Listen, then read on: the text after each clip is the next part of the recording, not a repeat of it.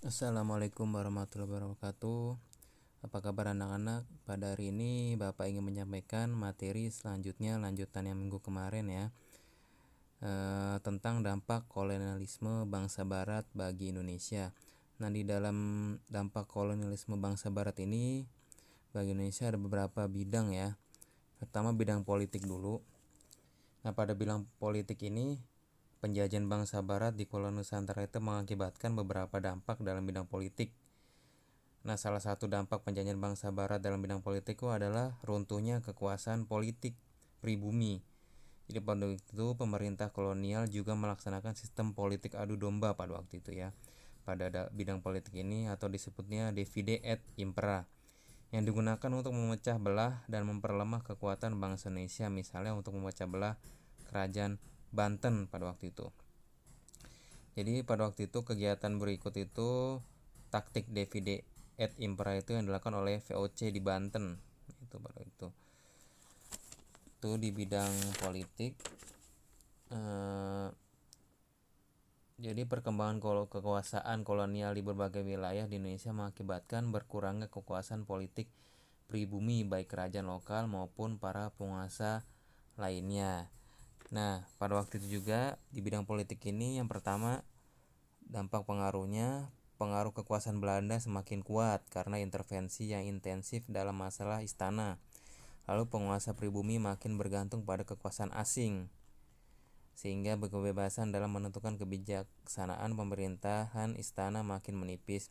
Terus penghasilan berupa lungguh upeti itu kayak hasil penghasilan masyarakat ya, atau hasil bumi makin berkurang bahkan hilang sebab kedudukan telah berganti sebagai alat pemerintah Belanda. Jadi sudah dikuasai oleh Belanda pada waktu itu bidang politik kita di bagi Indonesia, dampak kolonialisme kedatangan bangsa Barat tersebut.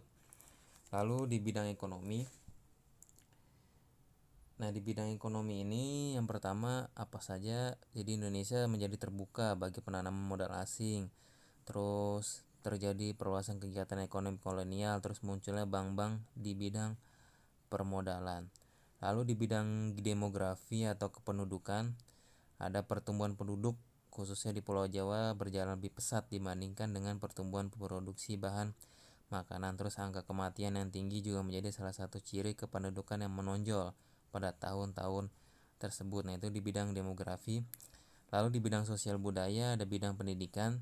Jadi di bidang pendidikan ini sistem pendidikan yang dirintis di berbagai wilayah telah memengaruhi munculnya golongan intelektual baru di Indonesia. Lalu bidang kependudukan wanita, jadi dalam tatanan tradisional kedudukan wanita itu sangat penting terutama dalam perdagangan. Jadi pada waktu itu wanita itu kedudukannya sangat penting. Jadi dalam proses perdagangan dulu wanita itu perannya sangat penting dalam proses perdagangan. Terus munculnya kelas-kelas sosial masyarakat di Indonesia. Jadi perubahan yang terjadi akibat kolonialisme dan imperialisme di Indonesia dalam bidang sosial. Jadi dulu Belanda itu membuat kelas-kelas sosial dalam masyarakat. Kelas tersebut tuh dibagi menjadi beberapa kelompok. Ada kelas atas tuh terdiri apa aja, orang Belanda dan Eropa. Terus kelas 2 terdiri dari orang Indo. Orang Indo tuh peranakan Belanda atau Eropa. Kelas 3 itu terdiri atas orang Timur asing, Cina, Arab, India. Nah, kelas bawah itu terdiri atas orang pribumi yang terbagi dalam lapisan bawah dan feodal dengan hak istimewanya. Demikian penjelasan Bapak, kurang lebihnya mohon maaf. Wassalamualaikum warahmatullahi wabarakatuh.